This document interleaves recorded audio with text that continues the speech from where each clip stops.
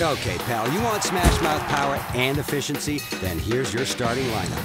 Ford F-Series, #1 for 37 years straight. Talk about a dynasty, baby. Hey, it's game time, sports fans, at the Bill Ford Tough Sales event.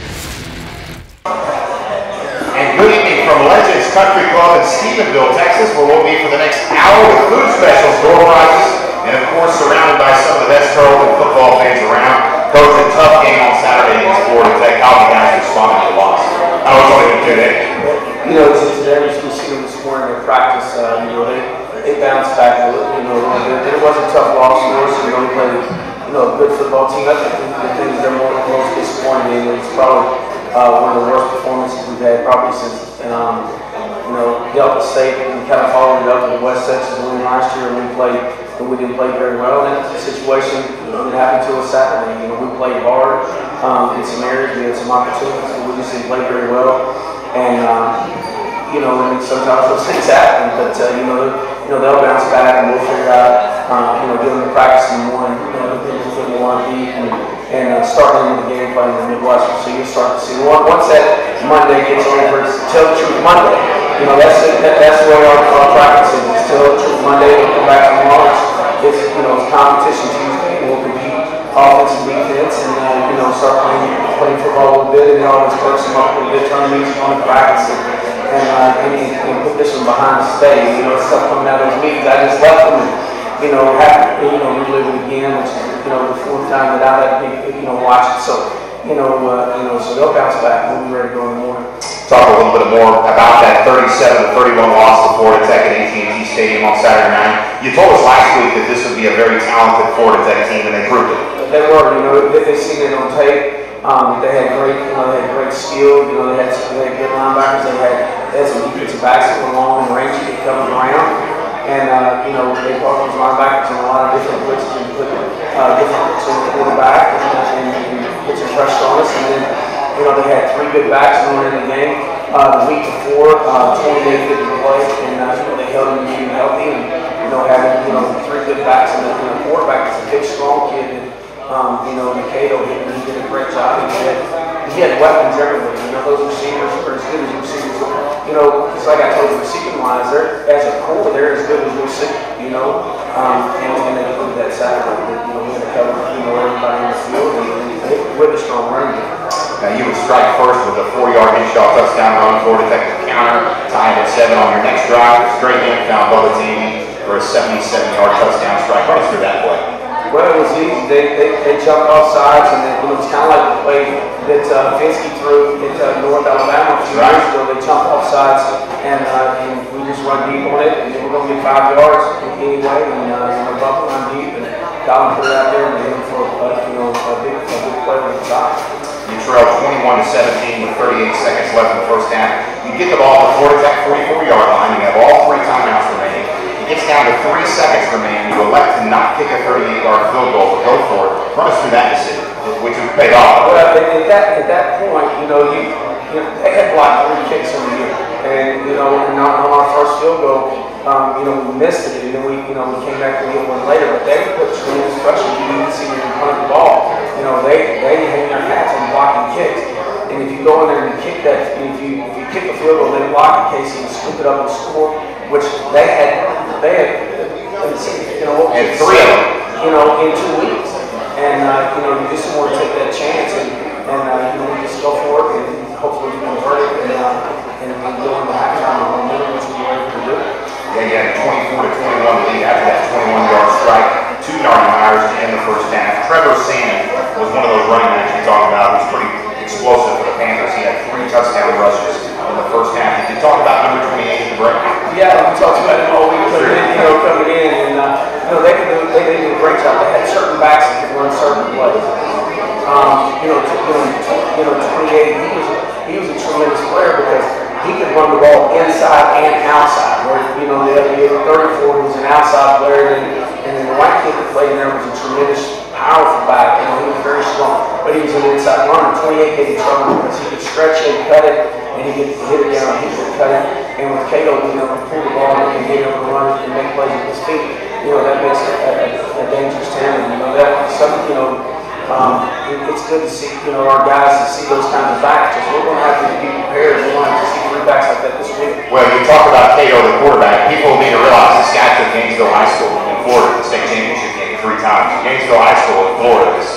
kind of the mecca of high school football. It is. It's, like you said, 3 times he took his team to the state championship. He's, the kid's 6'3", he's 220 pounds. He's a big kid back there that is used to winning. And now here he is as a starting quarterback, and he's 3-0, and team, moving up there in the top 25, which I think they're going to make a lot of noise, and if they can stay healthy. That was a very physical football game. We got beat up, they got beat up. After the game, he called me today, and we talked briefly. He's walking, and that was a very, very physical football game on both sides of the ball. And like he said, we got a chance to stay healthy, and that's the same situation we're in. In the third quarter, your offense had 3 possessions, 1 in the punt, 2 on turnovers on downs. Was that an adjustment for the technique defensively, or offense just not executing? We got down there, we had a third down, at the 30-yard line, and the next time it was third down at the 32. Again, you go back to that situation, you kick the field goal, it's a long field goal, we're talking, right at 50 yards, they have opportunity to block. The further you are back, Casey, the easier it is to block, because you're not going to fake one at that point, and the ball's got to come lower the closer it is, it goes up faster. So, now that we're put in a situation, those are 50-50 shots in the 50-yard field goals. You got to kick 50% from 50 yards out. They're pretty good, And Blake can do that, but you got to get the momentum. We tried to run the ball, and they stopped us. A couple times, maybe a miss assignment up front, or we didn't get the right read. Maybe the quarterback one time could have pulled it. Once again, there's different things. But it was 4 downs that 2 third downs and 2 fourth downs that we didn't convert. And, that was the story of the game, third downs and 4th downs. And we have opportunities. Our third down conversions that we didn't convert offensively, most of them came on our side of the field. And, those were you really need to convert, because they're at our side of the field, you got scoring opportunities. And then, their third down conversions came on long yardage, third down and long, so we got a chance to get off the field and give our offense, field position and clear the field. And that was the story. We averaged, I think, 5.4 yards per play on third downs, and they averaged 14 yards a play on third down. And that was the story tonight. They converted right at 60%. I think we converted at 5 of 15. Yeah. Now you head into the fourth quarter trailing 28-24. Florida Tech would extend that lead 31-24. Strahan went through an interception on the next drive. It looked like that Florida Tech had all the momentum, and then it shifted. Just like that when Cato fumbled. Quickly, once the fumble happened, the big play was, we need to get a rough and kick. So I was talking to those guys, if your hands below the waist, you'll never rough the kick, and if your hands above the waist, you're always going to drift and you're always going to rough the kick. If your hand was above, the guy that's supposed to block it outside, should have blocked 2, he doesn't come and he pulls up short. We should have converted 14 points and blocked those kids, because the way they were protection, I told them, if you run it right, there's no way they can protect, because they had breakdowns in their protection. And we weren't able to do it. We got the rub and kick. Well, you look at the time, even though defensively we stopped them that very next series, right after they kicked, which is a big play for us, because we stopped them there, we get the ball back, and then we get the interception, and then they fumble, we get the ball right back on the fumble, and we just couldn't get any momentum at that moment. But what happened to us in those situations, it's time off the clock, which you could have had at the end of the game. If it had been a different situation. So the game is tied at 31. You make anything, you go on a 4-play drive straight in, second rushing touchdown of the year. And then they go on a 14-play, 75-yard drive. Cato gets a pass to Tyler Bass. Then the extra point was blocked. And at the time, that looked like a very big special teams play. It looked like a huge situation, because now you got a situation, now you scored, you win. And, you had a chance to kick that score and win. That drive they take down 14 plays. We had a third down and 5, that we got a holding call, and that was a questionable call because the guy stopped and the quarterback started to scramble, and he turned and ran into Sean Murray and banged him, and they called us for holding that play. After he'd already ran his route, he was redirecting, and he banged him, and they were out of bounds. But that was a play that converted first down and third down, and we could have got a punt. Then we had another situation that, dropped an interception right there, and then we blew a coverage. We were supposed to be press coverage in the corner, and we just didn't execute in those situations. In 14 plays, we had a chance to intercept the ball and turn it away, and we dropped it. Those are opportunities that you got to make when you're playing great teams. We had 20 opportunities that we could have made offensively, defensively, in the kicking game. 20 game-changing plays that we didn't make in it. And, those are the things that frustrate me. Now, Cody Berger fumbles with about 3:49 left in the game. Florida Tech goes down the field. Brian Ashley misses a 30-yard field goal with 59 seconds remaining. You had to burn all your timeouts and get the ball at the 20-yard line, 59 seconds left. Talk a little bit about that drive and what didn't happen. Obviously, those short routes just weren't what you needed at the time. The positive I can take out of it, what the defense did right there. We get a turnover, we get a stop. We get rough in the kick, and we come back and we get a stop. When adversity hit them, they played well. It was a third down, so they played very well. In that situation, they got in there, and I was hoping that they could throw a pass and get it was a complete pass, the clock would stop, but it didn't happen. And I called the timeout there on the first down, and then they ran the ball. I had to let it run on second down. We had to see, and hopefully they throw it. I had to take that on the last two downs there. Take those timeouts. And then we didn't have a lot of time left. We didn't have no timeouts, and they kind of drive guys back into coverage, and these guys up front and the ears back a little bit, and cause Kyle to get off the spot and move, and had a pass and caught and caught it in bounds. It's like Coach Cary, he's frustrated because we work 1 minute through so much. And our tempos, looking at our tempos, that same situation, and we had plays that we didn't make, and that was a story. It just felt like for Florida Tech, this was an actual championship. Obviously, the biggest win in their program's history. Well, they come in. Last year, at the end of the year, they had to win. And then they come in, they get a 1AA team, and then, they had to win last week against a team that beat them a year ago, and now they come in and play the top 25 team, and they got a win in it. Those kids, like I said last week, they've been together for 4 years now, have played a lot of football together, through some tough times, but they played, they played with Delta State last year, they played with North Alabama. So they believe, they knew they could play with good teams, and they did just that. But they got the formula to do a lot of things. Offensively, they got a lot of weapons. They got 3 backs, a good quarterback, a quarterback that can get himself out of trouble, and they have 4 wide receivers, and they got a tremendous tight end, number 19. He's, watching the tape all week. Me and Coach Coach were talking about him, that he was as good as we thought the kid in Southwest Oklahoma was a year ago. And this kid's a lot faster. And he can play in the backfield, and he can play as a tight end, he can play as a wide receiver, and he gave us some matchup problems. And we couldn't double cover anybody because they had 4 really good receivers at all times. So they got the formula that they can, if they stay healthy, they can make some noise and go south. Defensively, you give up around 570 total yards. Combined total offensive yards, 1,102. Did that surprise you? No, it's too high tempo offense. And the reason that the yardage goes is because you got 80 plays or over 80 plays ran by Florida Tech. We run 91 plays. When you had that many plays break down, we average more yards per play than they did. But it all came down to who could make stops on third downs. They made stops or we didn't make plays. We didn't make plays or they made plays. It was one way or the other in the third down game. And if you take the yardage that they converted on third down, which was 145 yards on third down, you take that away, if you make half of them, you win the game. And then the offensive production is completely different. A couple positives for your team quickly. Evan Figures and Bubba Tandy played very well. They played very well. Martinez played very well. Nick Perez.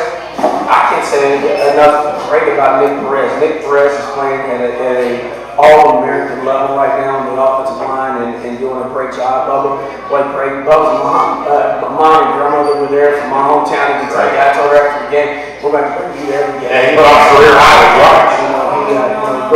But this is the first time you've seen Bubba healthy since the Eastern New Mexico game last year. He hurt his knee in that Eastern New Mexico game. So this is really the first time that we've seen him healthy, because once he got him back after his knee injury last year, he's a tough sucker. He played all year with a torn ACL, and came back, seeing him healthy. See if he comes back, takes some braces in.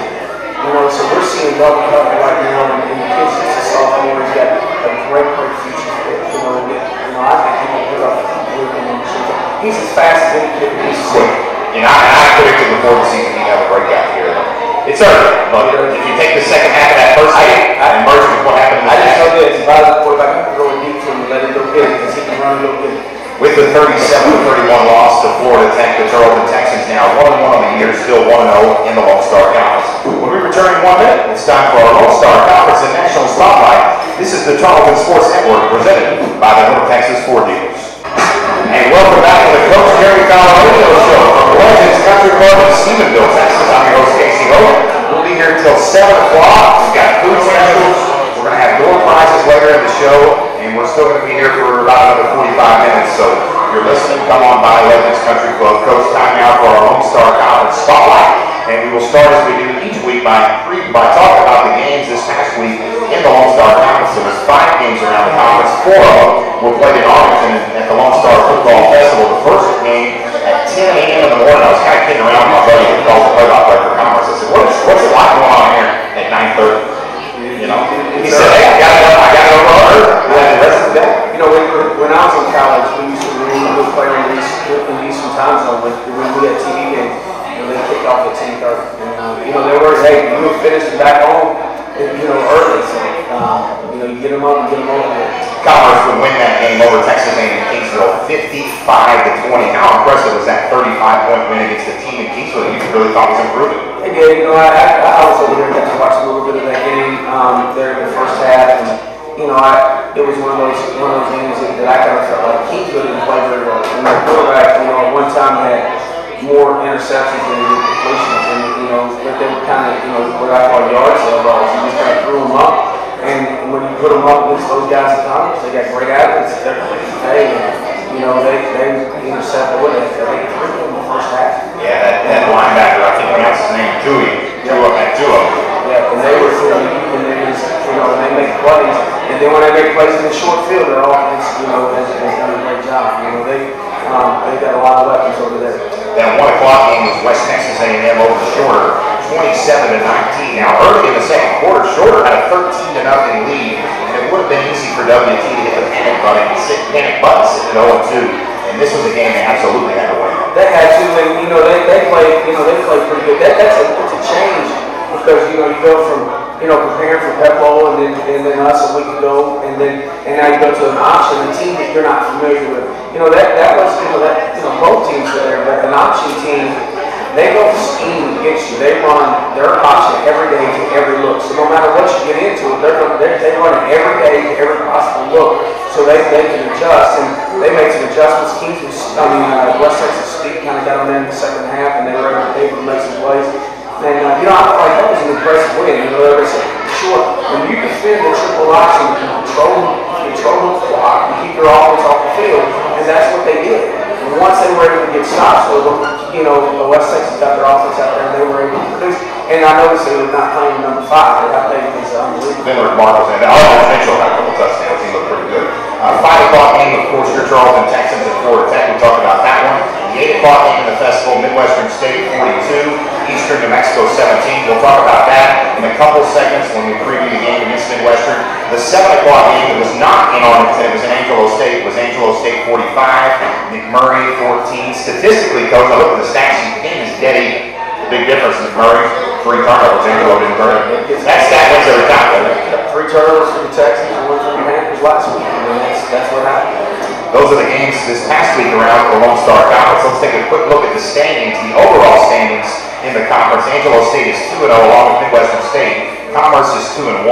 Tarleton is 1-1. Eastern New Mexico with 2 wins and 1 loss. One team with a 1-1 record. That's McMurray. And then at the bottom of the conference right now with 1 win and 2 losses is Kingsville and West Texas A&M. Far too early to talk to Coach about the standings. So we'll take a quick look at the American Football Coaches Association Top 25 poll that came out today. Northwest Missouri is still the #1 team in the nation. No surprise there. Midwestern State moves up from 23 to 18. So Midwestern State now the only team in the top 25 poll from the Lone Star Conference. Coach, you drop out. Isn't that kind of odd to go from 12 to just drop out of the poll with 1 loss? That excites me. Gives you a little motivation. I think our guys are reading at number 12 or something. We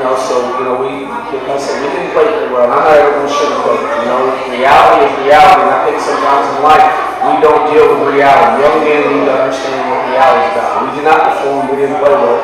You ranked number 12 in the country, now you're ranked nothing. You know? Reality. Sure is. Play well, stay up there. One other team from around the conference receiving votes, that's Texas A&M Commerce with 12 votes. Florida Tech, 39 votes this week. They're like the fourth leading vote getter, not in the poll. So a couple more wins for them, and you can see them in the top 25. So that is the American Football Coaches Association top 25 vote. Let's take a look at the games around the Lone Star Conference this week. There's 4 games. There's one 3 o'clock game. That is Texas A&M Commerce at Eastern New Mexico. Coach, that should be a good game. I think every game in the conference this week should be good. Commerce at Eastern, that's a tough place to play. Yeah, it's a tough place to play. It's going to depend on what Eastern does offensively. They got a really good wide receiver, 88, with the big kid. He made some plays on Deshaun last year, and he went down in that game. They were up 10-0, and that kid got hurt, and that took away their big play threat. He's a big, tall wide receiver. They off that play action and throw it up deep. See what if he's able to come back and play.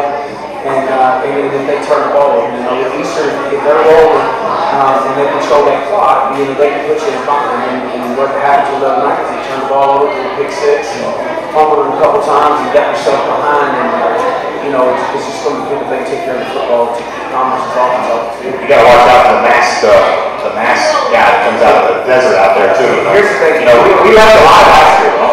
We're going to go back out there and not this year, Doc. All right, I'm going to take a shot on it with me. The second game in the conference is 6 o'clock. Kickoff, Texas A&M Kingsville at McMurray. Tarleton against Midwestern State at 7 o'clock. We'll talk about that game later in the show quite a bit. West Texas A&M coach at Angelo State at 7 o'clock. And that really shaping up to be a competitive ball game. It will be. You look at the margin of victory a year ago. Angelo State and against everybody else. I think their average was like 3. Okay, 4 games decided. Sorry, they went 107 points. In the last second, that was the thing. It was the last second. So, that'll be. They got a great quarterback. And the backup that got hurt at this Pebble last year is back. And they got 2 good quarterbacks. They got wide receiver back that was hurt a year ago. They got a good West Texas is going to be hungry. They won't want to move to 1-3. Yeah, and was number 5 will probably play number. That's at Angelo. That's at Angelo. Yeah, of course they got the new LeGrand field there on campus, so we won't see that facility this year. But obviously that's brought a lot of excitement to their program, as we talked about. Well, that's what Will told. Will Wagner, when he got there in Northwest Missouri, said the number 1 thing we can do for Angelo Stadium is to have an on-campus stadium. You have an on-campus stadium, that makes the world of difference in your home. No doubt about it. When we return in 1 minute, Tarleton State University Athletic Director Ron Reeson will join the broadcast for our Tarleton Athletic Spotlight. This is the Coach Cary Fowler radio show on the Tarleton Sports Network, presented by the North Texas Ford Dealers. And welcome back to the Coach Cary Fowler radio show, live from Legends Country Club in Stephenville. Time for our Tarleton Athletic Spotlight, as I want to welcome in a man in his 23rd year as the athletic director at Tarleton. He led the department from the transition from NAIA to NCAA Division II 20 years ago. Also a pretty good basketball coach, if you didn't know, 558 career victories in 26 years at the helm here at Tarleton State. Ladies and gentlemen, let's welcome to the show our athletic director, Ron Reeson. Coach, how are you? Okay. It's a monkey. No doubt about that. 20 years in the NCAA, by the way. Quite an accomplishment. Yeah, it's our 20-year anniversary, and I didn't know if we should celebrate it or not. Maybe it's on, the 25th year you start celebrating it. It's unbelievable that we went in the NCAA in 1994, 20 years that went by like this. And, where our programs are today, it's been a great decision to go to the NCAA, and we've been very competitive, and it's where we need to be right now. So I've got to put you on the hot seat. I got to watch out because he's my boss, so I can't make the questions too tough, or I'll get in a lot of trouble tomorrow. But I've got to ask you because I get asked all the time: is Tarleton making the move to NCAA Division I? Where are you at in that process? Okay, so we're still in the study for it. We hired a firm out of Atlanta, Georgia called Collegiate Consulting, headed by Russell Wright, and he's been doing the study now for us for over 6 months, and it's been a complete and very thorough study. In fact, Russell comes in tomorrow, flies in from Atlanta, and we have another discussion with him tomorrow. He's completing our, the first study I had 144 pages in it and a lot of work done. And he's a person that complete your feasibility study, tell you whether he thinks you should make the move or not, and then of course once he makes that decision, he gives the president his recommendation. Of course, then he goes to the president, and that decision has to be made in the future. So it's a big decision coming up. It's a historic time for us. Cardinal Ward left about a year ago. Abilene Christian University went to Division I in the Southland Conference a year ago. Oral Roberts has left the Southland Conference, and now they have 13 teams. And of course, they'd like to have that 14th team, I think, no doubt about it. But I think they're taking their time on the move to decide who that 14th team in Southland needs to be. But it's been a great move. Abilene Christian beat Troy State on the road about a week ago. And of course, they were on an ESPNU national televised game. First college game, great. And then you had college game day in North Dakota State the other day. Incarnate Word. Lee Corso, by the way. Lee Corso picked Incarnate Word at first. Incarnate Word was going to lose by 30. He changed his mind. But still, great visibility. So I think this is something, our university's on the move, and we've been very competitive in Division II. It's something that we absolutely need to look at, and it's a big move, but it's one that, where do we want Tarleton in the year 2020?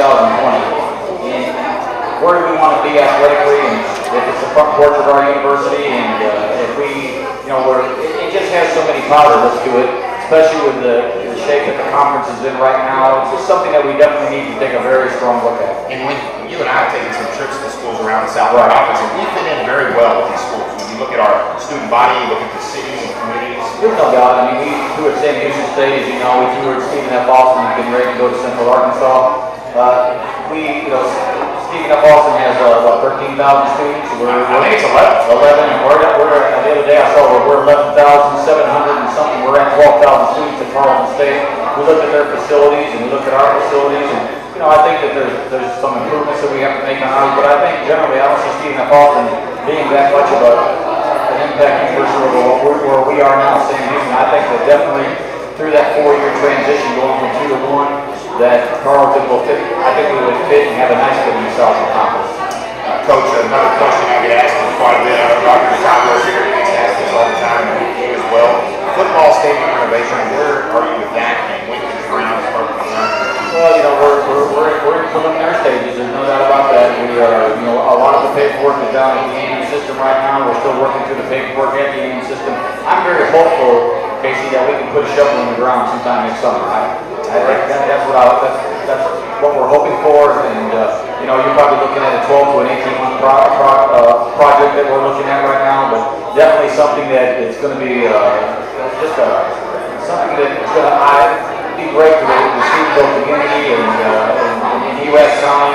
It's going to just bring a lot to our university at that stadium renovation. Of course, the big piece of that renovation, folks, is moving the home side over to the west side and putting in a pretty good sized press box over there. That'll be nice to be able to call a game without the sun in your face, or if you're the PA announcer, or anyone up there. It's pretty hot here today. Yeah, and we've been to see some of these other football stadiums in the Southland Conference and in the FCS level, and I really feel like with what we're thinking about building and putting that together, I think we can have one of the premier stadiums in that league. It's going to be, it's going to be something I think we're all going to be proud of. Would it be pushing it to ask in the home radio booth for maybe get a company chair and all that? Well, negotiate on that. You told me you never sat down during a game. I don't. So what do you need to come to chair for? When I called the game at Cowboy Stadium, Brad Sheehan has his own restaurant there. Does he? He's been doing it for about 4 years. Well, I'll tell you what, we'll put that into consideration. That'll get cut first, folks. Well, you never know what gets cut out of those stadiums. And I don't blame him. Coach, 13-14, a historic year for Tarleton Athletics. Run us through some of those achievements and how much success you got. Well, we had a lot of, I hope we can, we're going to try to duplicate it again, Casey. It was a great year. It was a great year. We had 14 conference championships in football, basketball, baseball, and golf. And we had many student athletes, seven student athletes that were player of the year in their particular sport. I don't know if that'll ever be, I'd like to think it's going to be done again, but it's a school record. We had many of our players were all conference academics. We had a lot of our coaches were coaches of the year. We were on, basketball was on television twice.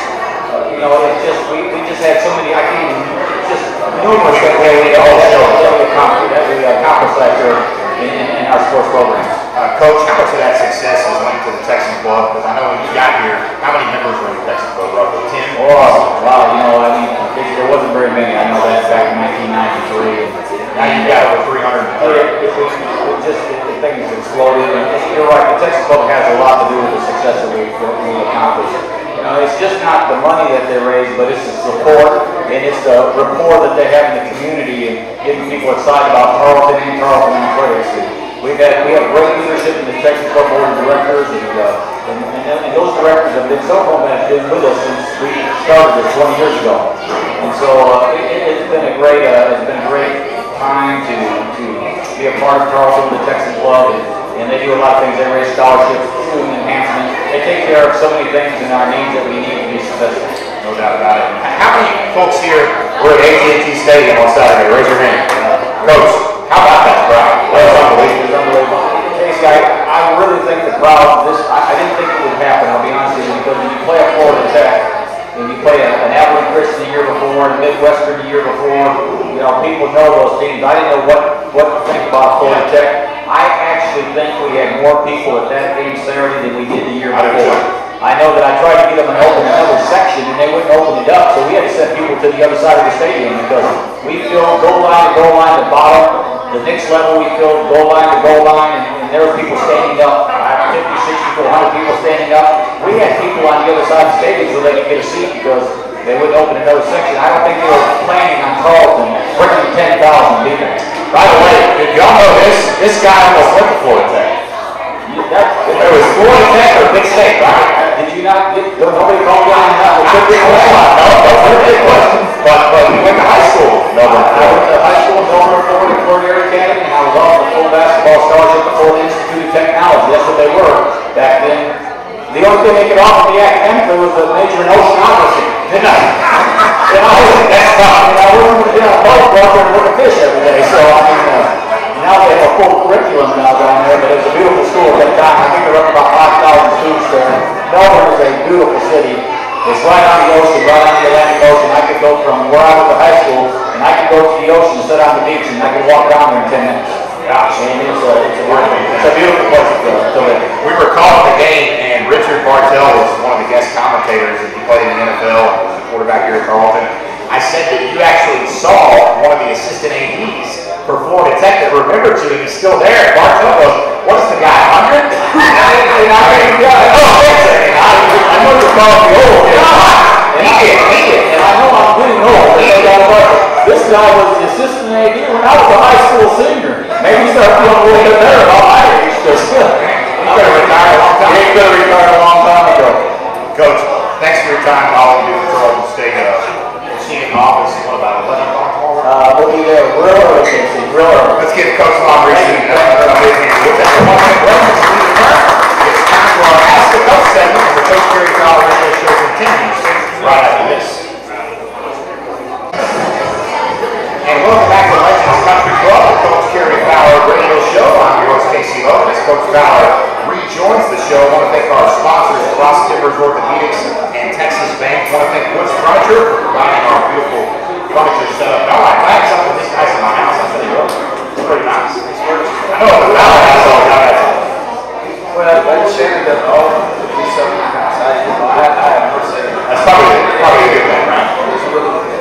Let's say thanks to our live audience. We'll go ahead and right off the bat give away 3 things here. Coach, we'll start with one of these Tarleton Sports Network t-shirts, and the first winner is Miranda M. Miranda, last name starts with an M. Where are you, Miranda? Come on down, Miranda. Miranda's here. We'll get her later. David Garza. David, come on down. And Vicky, I cannot pronounce this last name. Starts with an M. Vicky, I'm sorry, Miss Vicky. Come on down. So, Vicky, David, come on down. We've got some shirts for you. Appreciate our live audience here today. We'll give away some more gifts later in the show. And by the way, those are pretty nice shirts there. New Tarleton Sports Network shirts. So thanks, Miranda. Thanks, Vicky. And thanks to our live audience here at Legends Country Club. Again, we're here each week from 6 to 7. Time now for our Flex segment. We can talk about pretty much whatever we want. And Coach, I really don't have anything down other than it's kind of an infirmary over at the field house right now, isn't it? Yeah, that physical game. You know, anytime you play really good teams, you know, when we come back on Sunday and Monday, it's a great team like that. Really beat up. A lot of them just nicks and bruises, and you got to work it out. Check the play, you do a good job. He had tricky this morning, he had tricky this afternoon, and then he had another one tonight. Jacob opened up the training room yesterday at 2 o'clock and at 9 o'clock, and he puts a lot of treatments. But that's what football is. You go out and play a very physical game. I think we got to work, get healthy, and get yourself prepared to go the next week. You have a quarterback to play this week? Yeah, we do. We'll have a quarterback. We'll have somebody. Coach Cary might go. He's got the eligibility. He can run the option, he said. We can run a triple option and stuff. Kind of surprised, kind of shocked Midwestern State. And Coach, first home game, we're going to get into the next segment, the particulars about the game, but it shouldn't just be family weekend, it should just be a huge crowd. It'd be a great crowd. Midwestern brings a great crowd. The rivalry between Midwestern and all of our sports is very big, and they'll bring a nice crowd, and I know our fans will come out. Family weekend is always traditionally one of our bigger crowds. And, we're excited to be able to come back and play at home, and that's a good thing for our kids, and playing a good Midwestern team here too. You didn't have to wait as long as last year to play home. Right, just left 1 week left. Yeah, one. So it's Tarleton and Midwestern. We'll get into that game in our next segment. Time now for our Ask the Coach segment, and we've got a couple questions from the crowd. And so, Kelton Waynes, where are you? We got you. I'll tell you what, those Tarleton Sports Network shirts are nice. You like those? Yeah, I like those. Play your card out. Who's our first We coach? got C.D. Jones. C.D. Has anybody ever heard of those? The FCC is going to get very mad about this. So, fire away, C.D. State Party, did we get anybody hurt or banged up Saturday night that cannot play this Saturday? And how do you get the kids over the loss and get them ready for Midwestern? Well, today, like I said earlier, it's a tell the truth Monday. I mean, you just got to go in and be very critical of what happened and make the corrections. Those kids don't want to make a mistake. They'll bounce back. Yeah, that hurt from the loss, but once we get after Monday, we'll go to practice early in the morning, and that'll fire up, and we'll compete against each other a little bit. I don't know that we'll have anybody that won't play. Are we banged up? Yeah, we're banged up. We play two great football teams. At the time, you're looking at West Texas, and if they can stay healthy, you'll see them creep back in the top 25. And I think that Florida Tech, if they can stay healthy, can be a top 25 team back-to-back weeks playing two great opponents. That's what's going to happen to you.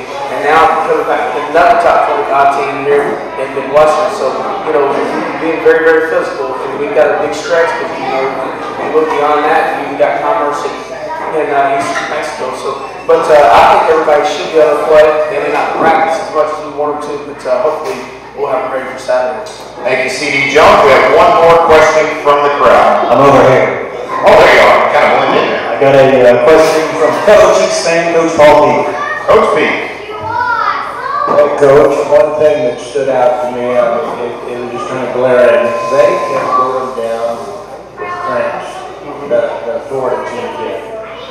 We look like we were in great shape. And I know you've been practicing mornings. Are you set up? Are you going to continue early morning practice all the way through, or readjust the schedule throughout the season? We practice Monday, Coach. We practice Monday, Tuesday, and Wednesday morning, and then I practice Thursday afternoon, which gives me 36 hours of rest. It's kind of the recovery day. We are in great shape. Coach Cole does a great job in the off season. Our kids make a commitment to be here in a voluntary situation, and that's why I think that's why our team is the character and the way they practice and the way they prepare during the summer. If you can make it through one of our practices in only a 90-minute, you'll think that you're watching, Billy Tubb from the basketball court. I mean, we're as fast as we can go. We're trying to spot that ball and run a play. As soon as that play's over with, we're on the ball in about 10 seconds for another play. And the thing that I kept telling the referee was, how can that kid go down in a cramp and be back the next play? Because when you cramp, people know when you cramp, you don't cramp for 7 or 8 seconds and come right back in. And that was happening. They were doing, that was stopping our momentum offensively.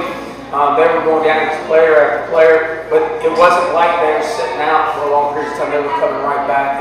But there's really no way to judge it and seeing those guys come back in the game. But they were coming back in very quickly. You're not going to blame it on the heat in AT&T Stadium? There's not much heat there. 72 degrees, it's perfect. Not that you see in Texas, Cary. Yeah, hard to beat that atmosphere inside AT&T Stadium. And Coach Reese been talking about it, the fan support there. It was unbelievable. It was unbelievable. I mean, that's what I told you. Our players, they want to play in that stadium. They want to play in front of that crowd, and that's all good. It's almost like, all right, we put our show on right there. It's embarrassment for us.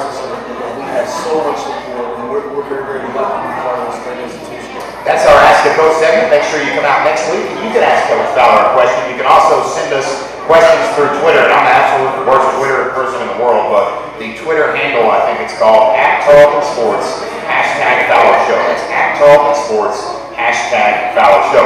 We'll take a 1-minute break, and when we return, we'll preview the 2014 home opener with Midwestern State. This is the Tarleton Sports Network presented by the North Texas Ford League. Looks like they've gotten better every year.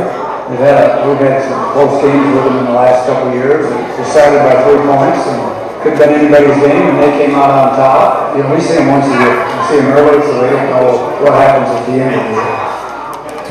And that was the head coach of the Midwestern State Mustangs, Bill Masco, I believe in his 15th season at Midwestern. And Coach, I don't want to add fuel to the fire here, but it wasn't very complimentary there. I mean, and I know that's kind of a strange relationship between you and Coach Masco.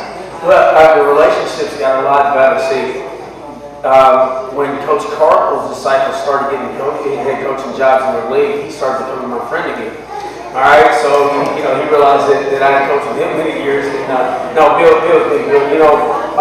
Their locker room was right there, and I didn't even tell Shannon this, but when we came down the hallway, his wife was sitting there, his daughter.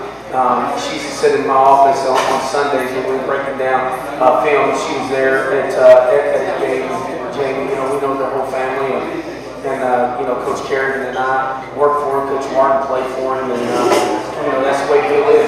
Bill's a very matter of fact, and he's a long grinder, and he's going to work hard and works hard in everything that he does. And that's why that program has been successful, because he puts in a lot of time, and he's got coaches that are very committed, and he's going to raise a lot of young coaches, to go on in the National Football League and to head coaching jobs, and John Gruden and Marty Warrenwig, Lynn Thomas was with us. There's many of them that's at Division I. I worked with 68 assistant coaches in my 8 years. 68. 68. Yeah, and they all went on to do a better job. Let's preview game number 3 of the 2014 regular season. Midwestern State, the number 18 team in the nation. They'll come into town for a 7 o'clock kickoff. Coach, they trumped Eastern New Mexico by 25 points. Could the Mustangs right now be the most dangerous team in this conference? They're as good as I've seen them since, I told the players this morning, they're as good as I've seen them since 2011 and 2012. They had a great team last year. The league and some of the games that they had outside of it, a couple games back. But they got great speed, and they got the stable backs. Every time I look up, it's a different one in there. They got the dangerous one. The one I really think is really dangerous is Chauncey Harris. Jake Butler does a great job. He has to turn the ball over. He knows when they're running in the run game. He's a better passer than what we've seen in the last few years, and he can throw. And they got tremendous speed at wide receiver. They got, I was telling Coach Cary, they had better speed at wide receiver at any point when I was there, and that I've seen. And those guys play hard. They block well, and then defensively, they're going to be very similar to some of the things that we do. They got some returning starters and some preseason All-Americans over there that are coming back. They got several of them in the secondary, and they got a great defensive lineman. They got a defensive lineman that transferred from BYU that Coach Miller was telling me today was plays with a high motor, number 30, and that he's a great job. But they got they'll be the best team that I think we've seen in a long time. Not just the Midwestern team, but we've got to play our best to be able to play with them Saturday. Yeah, and bragging just a little bit about my questions. Everything you mentioned is a question here. I had a question about the defensive lineman. I'll start with Jake Glover. He was the Lone Star Conference Offensive Player of the Week. He had Midwestern State's first 300-yard passing game since 2009, that win over Eastern New Mexico. How big of a challenge will it be to contain Glover? It's and he hit big plays. throw, and they got receivers that the yards after catch are tremendous, and you know, they got really good speed, and he's hitting them. But you have to honor their run game so much because they're so dominant in the run game. They've always been able to run the football. That's what Midwestern does. And then you know, now they got a quarterback that can throw. They haven't had a kid that can throw it like that since Zach Estrich. And then you know, Zach went on was in the camp with Cowboys and played in the Canadian Football League, you know, for a while. And you know, Jake Lover's done a great job. He's a senior. And most of the stat that really sticks out to you, he hasn't turned the ball over. And you know, that when you don't turn the ball over, you win by you win, you know, 40-17. You win, you know, 40-21. You know, whatever the score was. But they were, you know, they took it to them, you know, late in the game because they take care of the football. This has typically been a zone read offense. It began here in 2014. Their passing yards are up significantly. That's been because of those big plays. They're still running it this year twice as much as they're throwing it. Tell everyone in the crowd listening, what is a zone read and what's the key to stop it? Zone read, they're going to run the offensive linemen. They're going to all go together. They're going to zone together. You know, they're trying to, you know, cut every gap off, and the back is going to kind of find out, you know, where to hit it. They've changed their offense a little bit and do it out of pistol, so now you can't determine which way he's cutting. And you know, that brings a different dimension that we haven't seen from him in the past. And you know, they know that you can't defend. If you defend them with 5 guys in the box, they're going to run. If you put the 6 guys in the box to stop the run, then they're going to throw it. And you know, that's what they were doing the other night. And then, you know, for us to stop the run, you know, we had to get in there and get 6 guys in the box, and then get a guy, and then we were short in the passing game. So you know, you can't get out of your gap. You can't get washed past because they'll let everything wash in the back and come out the back end. And you know, the ball can hit anywhere. And then when you think you got the back cover, the quarterback pulls it and he runs around the edge. And what it is your option. All right, and they'll run their wide receiver wide like he's on a bubble screen. And if that quarterback's coming to run down here and he sees you go to that guy, he'll keep it or he'll throw it out there. It's really just a triple option of what they're running off their zone. And they've done a great job and they've stayed with it.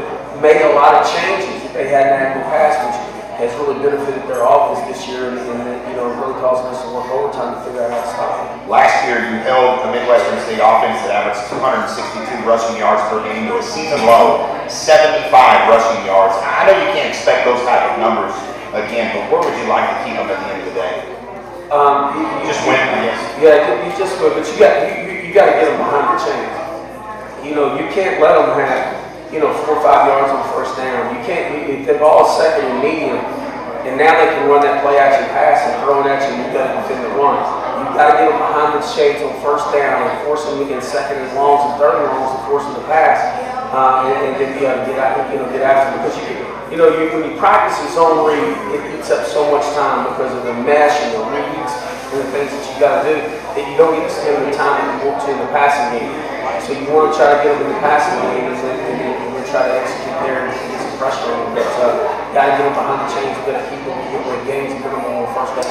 Defensively, they led the conference in almost every defensive category last year. 4-2-5 look. They changed much since you left and the defensive coordinator there in 2008. They made some changes. They're basically running some of the same things that we do. Rich Herder's been there for a long time. He was a defensive line coach, you know, when I was there, and he's a great coach. He's changed some things. He did in coverage a little bit, but he hadn't changed a lot of things that he does up front. You know, they're going to play with those 4-down linemen and they'll twist them and bring them in different directions. And they've done a great job up there. Their defensive line coach is doing a really good job with those kids because they're very disciplined up front. Yeah, they have a whip player, Marquise Christian, who's an All-American and so-called coach. He's 4th in the nation, 29 tackles, and he's intercepted the ball. Christian, very solid player. Solid player, played the strong safety as a freshman. He was the freshman of the year. Moving back to the big side safety, the whip is what we call it. It's the same thing. They don't look at his role for free whip. I mean, what we call them the same. But you know, he's a very good player. You know, they got a corner that intercepted for a touchdown to open the game from the other day. Ricardo, and he's a really good player. They got some players in the back end that can run. And on special teams, they have a return man, Dominic Williams. He was the player of the league special teams wise the first week of the year. He's averaging 18 per punt, 28 per kick. Yeah, I know. I wrote that down today.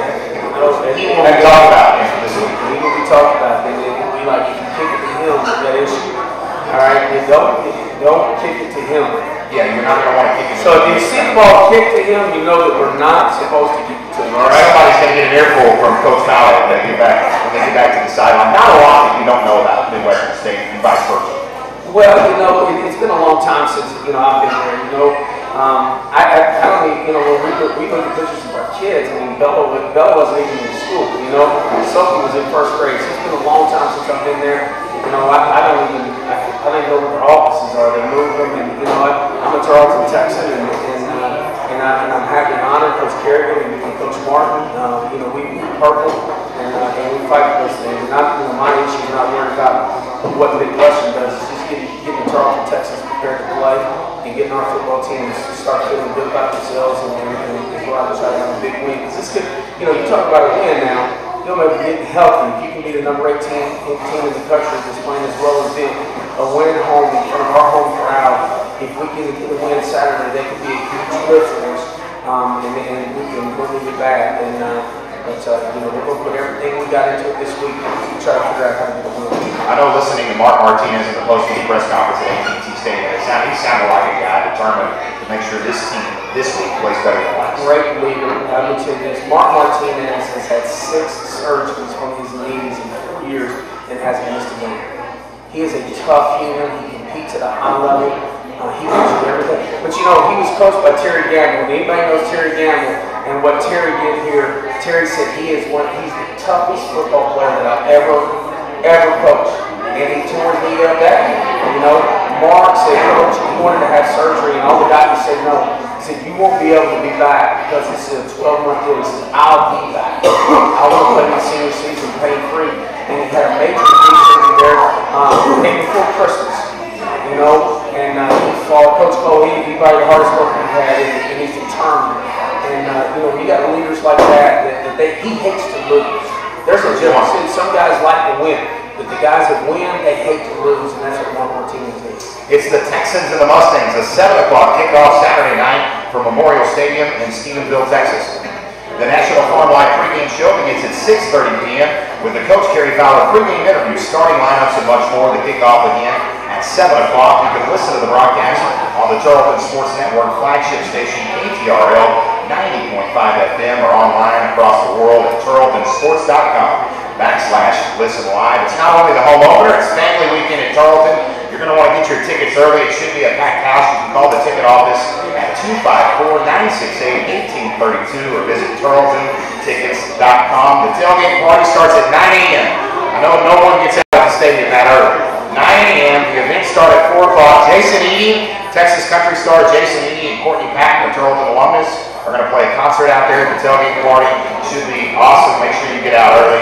It should be a great day for football at Memorial Stadium. Texas volleyball 9-2 on the year. They're 4-1 in the conference after sweeping Kingsville on Friday night. The Texans tomorrow night host Southeastern Oklahoma. That is a 7 o'clock start. They'll have that horseshoe promo again. If you throw a horseshoe and get a ringer, you get $100, so it's not a bad deal out there. I'm pretty good at horseshoes. So. Is the horseshoe that big? I don't know, Coach. And I don't know if you have to go the whole distance to the court or what, but I had to have a horseshoe that big. With a magnet on it. Yeah. I like cornhole a little bit better. Congratulations to Pat Ponder's cross-country teams. They competed in the UTSA Ricardo Romo Classic this past weekend. The men finished first, and the women finished second. Congratulations to them. Tarleton freshman golfer Casey Wild and the Lone Star Conference Women's Golfer of the Week this week. Congratulations to her. Make sure you visit tarletonsports.com for more information on the Texans and Texans. Once again, we want to thank Texas Bank and Cross Timbers Orthopedics for sponsoring the Coach Cary Fowler Radio Show. Thanks to the Legends Country Club for hosting the show. Thanks to the staff here at the Lookout Bar and Grill. Special thanks to Lon Reisman for joining us during our athletic spotlight, and again to Woods Furniture for providing today's furniture for Coach and I. I want to thank Tyrone Dotsie back in the studio for producing the broadcast. And most importantly, thanks to each and every one of you for listening and for your support of Tarleton Athletics. Coach, you're going to be the underdog on Saturday. Yeah, I like being underdog. Yeah, we know that. But we're going to play for the home fans. You talk about Texas now. Come out and be part of that. We're the best. What Darren Russell and those guys do, that's unbelievable. Dr. McGregor's the back of the thing. We get to provide what the Texanality up there and being able to generate that crowd and what was able to happen up there is tremendous. And we're excited. We're excited. It was a huge crowd, and that was awesome because we have our own place. Everybody else is going over here. We did a Lone-Star Conference one that was provided, and that says a lot about our administration, our school, and our vision, and the direction that we want to go. We're just excited to come back home and play for our home crowd. Coach, thanks for your time today. Best of luck this weekend against Los Angeles. Thank you. That'll do it for this third edition of the Coach Cary Fowler Radio Show. Make sure you tune in at 6:30 p.m. on Saturday as your Tarleton Texans take on the Mustangs of Midwestern State. For the head football coach of the Tarleton Texans, I'm Casey Hogan saying so long from Legends Country Club in Stephenville. Till next time, have a good week, everyone. I'll talk to you on Saturday night from Memorial Stadium. David Baker under center, offset I formation. They'll stack it on the right side with the tight end Parker. It's intercepted at the 35-yard line. He's going to take it all the way into the end zone. It is Desmond Jackson. Picking it up, Carter. 3-on-1 for Tarleton. Dobstra, Lee, Carter, right-handed slam. That's going to do it. The Tarleton Texans are back on the throne of the Lone Star Conference Tournament. This is the Tarleton Sports Network.